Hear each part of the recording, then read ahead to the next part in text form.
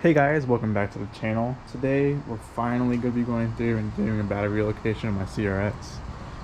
And people do battery relocations for multiple reasons. Some people just don't like the battery being in the engine bay for a look. Some people just want the battery out of the engine bay so it can be less cramped in here.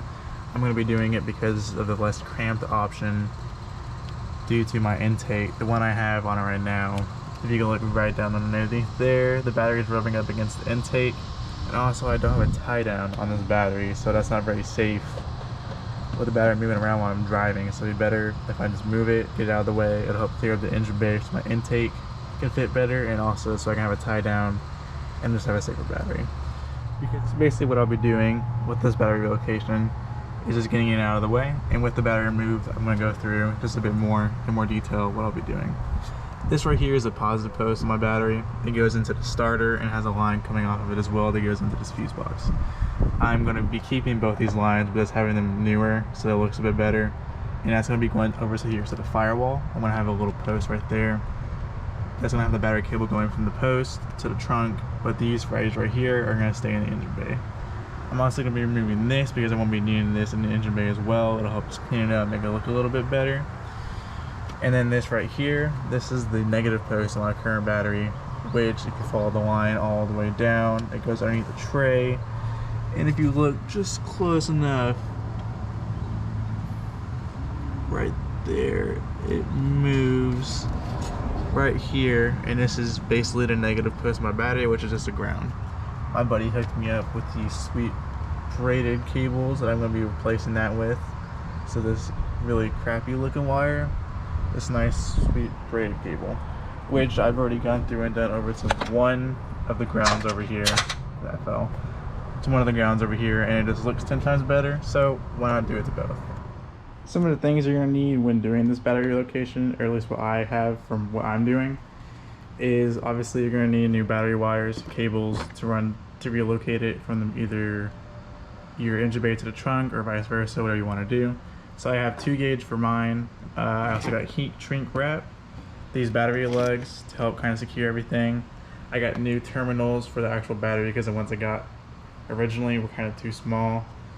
I have a battery hold down, which is in the trunk right now. And what else? Yeah, I got this lug nut kit so I can, put things down. I'm going to use this to hold down my new post in the engine bay and the firewall. I'm going to hold this down, that way I can unscrew everything and keep it nice and neat. Here in the trunk, I'm going to be putting the battery on top of this trunk cover I made. It doesn't look very good, I know, but it gets the job done and it's going to do what I want it to do.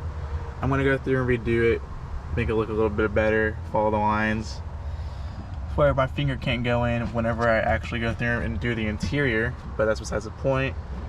For the battery relocation, I'm going to have a tray right here. The battery's going to sit right here, and I'm going to have the circuit breaker for the battery right here. This will kind of act like a kill switch, so whenever I'm not in the car, I can just press the button, there's no power going to the line, and the car can't start, which is good because I also have a draw in this car. Alright, so I went and removed the old factory battery tray. I put on a new ground wire, which I have running from this trans part right here over here into the part of the frame. So I finished up with that, so the ground's fine. Now all I have to worry about is running the new wires for the positive and the engine bay, getting the new post set up right there on the firewall, and then running the new wire all the way to the trunk. So what I'm about to do is I'm going to find a good spot to mount the new post on the firewall. I'm thinking right there between this little hole right here and the fuel filter right here. Probably right there. I think it's a good spot. Alright, so I went through and I put the new post on the firewall using the rib nut tool that I got. I'll go over that in just a second. But I think it looks great. Not really gonna move or anything, and it's nice and sturdy. Alright, so with the board that I cut out and the cable,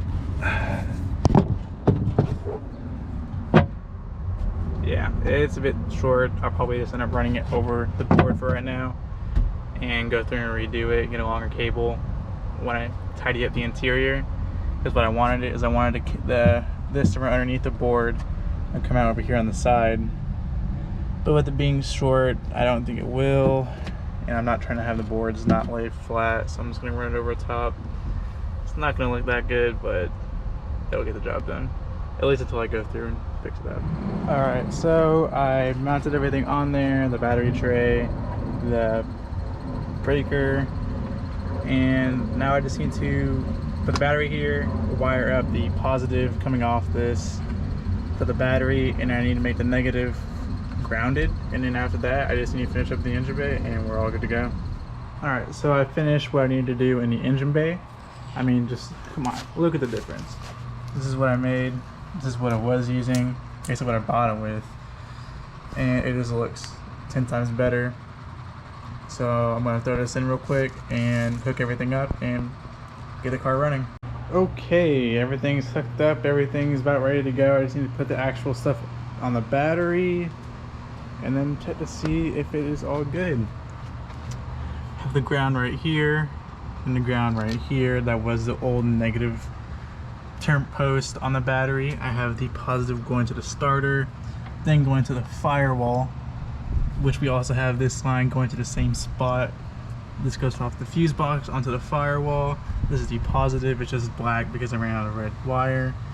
Going to the firewall, running in along the side, going underneath there, coming up, comes up, goes into our little breaker thing. I probably need to tighten that. And then I have my ground for the negative post right here, so I just need to tighten those down and hook this up and see if it starts. Alright, it's about 2 hours after I last recorded. I hooked everything up, put the key in ignition, and went to start it, and heard a pop. I forgot where I hooked it up to the starter was touching something it was not supposed to be touching, so I had to move it just a little bit. I don't want to take a risk of touching it and putting it out, but that right there, that was touching that. So I had to fix it, fixed it. I also checked the battery with the multimeter. It was not at 12 volts, it was at like 0.10, so I had to go get that charged. It is charged, just checked it, 12 volts like it's supposed to, so let's see if this will start up like I want it to. So I wasn't recording whenever I started the car, but my ground was bad. I didn't strip the paint like I should have, so I went through, stripped that, picked everything back up, and it started up. So I'm just gonna put everything back, like the intake and everything. I'm gonna put that back on, and that's pretty much it for this. So y'all stay safe, drive safe, and have a good one.